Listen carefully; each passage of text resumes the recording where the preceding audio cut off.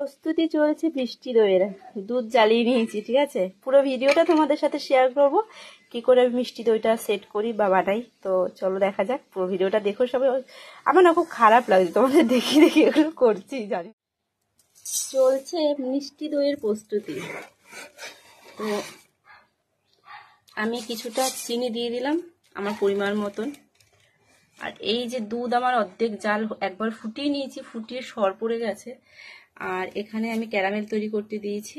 চিনিটা আগে ক্যারামেলের জায়গায় পৌঁছাক, একটু লালচে হোক, তারপর দেখাচ্ছি।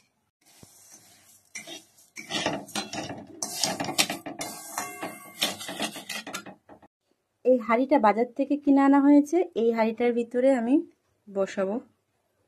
ভিতরে একটু টক দই রয়েছে, যেটা বাজারের কেনা। বাড়ির টক দইও পাতা রয়েছে, কিন্তু আমার খেয়াল ছিল না। টক দইটাকে আমি ভালোভাবে হাঁড়ির পুরো ভিতরে একদম মাখিয়ে নিয়েছি। আর এখানে প্রস্তুতি চলছে ক্যারামেলটা রেডিও। এখানে আছে দুধ জাল হচ্ছে। হ্যাঁ, হাঁড়ির মধ্যে ন্যাকড়া ধরো, হাঁড়ি কিন্তু গরম, দুধ জাল হচ্ছিল। গ্যাস জ্বলছে নাকি? আমি বন্ধ করে দিয়েছি। ঢালবো? হ্যাঁ, ঢালো। রাখো রাখো রাখো।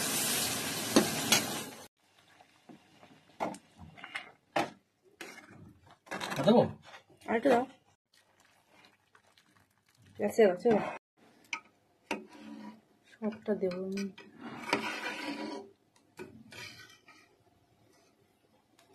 তুলতেই পারছি।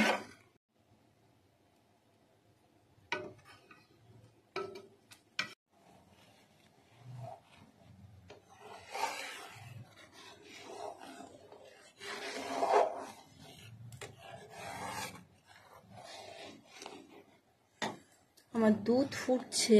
দুধটা ফুটে উঠলে আমি টক দই মাখানো ওই হাঁড়িটার ভিতরে দুধটা ঢেলে দেবো। ফুটছে, আমি এর ভিতরে একটু আমুল দুধ দিয়ে দিলাম।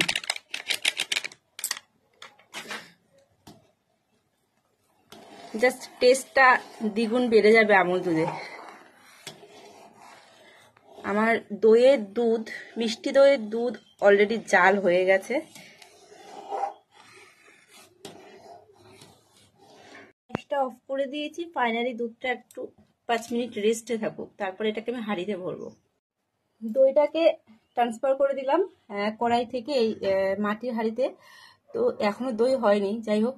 তো এটাকে আমি বেশ কয়েক ঘন্টা, এটাকে আমি খুব গরম একটা জায়গায় রাখবো। অনেক শুকনো জামা কাপড়, গরম কিছু তলা চাপা দিতে হবে, যেখানটায় হাওয়া বাতাস কম যায়, সেরকম জায়গায় রেখে তারপরে আমি দেখাচ্ছি।